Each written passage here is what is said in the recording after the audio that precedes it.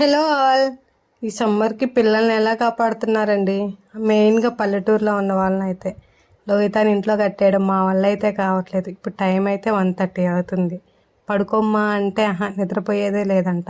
అమ్మమ్మ బయట పని చేసుకుంటుంటే అమ్మమ్మకి అయితే పని చేయడానికి హెల్ప్ చేయడానికి వెళ్ళింది.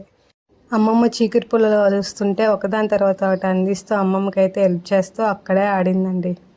ఇంట్లో ఉండి ఇంట్లో ఆడమని ఎంత బతిమలాడినా అస్సలు కన్విన్స్ అయితే అవ్వట్లేదు. మ్యాక్సిమం బయట ఆడడానికే ఇష్టపడుతుంది. ఈ ఎండలకో ఏమో నిద్ర కూడా చాలా తక్కువ పోతుంది. మీ పిల్లలు కూడా మీ ఇళ్ళల్లో ఇలానే చేస్తున్నారా? అవును అయితే కమెంట్ సెక్షన్లో కమెంట్ అయితే చేయండి. మా అమ్మ వాళ్ళ చీకటి పుల్లలు మీలో ఎంతమందికి తెలుసు?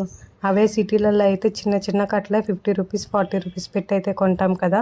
పల్లెటూరులో ఉంటే కొన్ని కాకపోతే కొన్ని అయితే ఫ్రీగా వస్తాయి. అదే అడ్వాంటేజెస్ పల్లెటూర్లలో.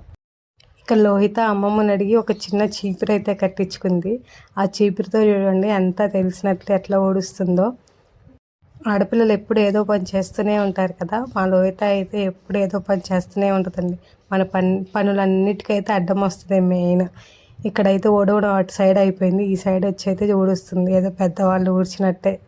లోహిత పెద్ద అయిపోయిన తర్వాత ఇంక పనులు నేర్పించే పని అయితే అస్సలు ఉండదు అనుకుంటాను. అన్ని పనులు చిన్నప్పుడే నేర్చుకుంటుంది. పిల్లలు ఇంట్లో ఆడుకోవడానికి ఏమైనా ట్రిక్స్ ఉంటే కామెంట్ సెక్షన్లో కామెంట్ అయితే చేయండి. లోహిత ఆటలు మీకు నచ్చినట్లయితే లైక్ చేయండి అండ్ సబ్స్క్రైబ్ చేసుకోండి. అందరికీ బాయ్ బాయ్.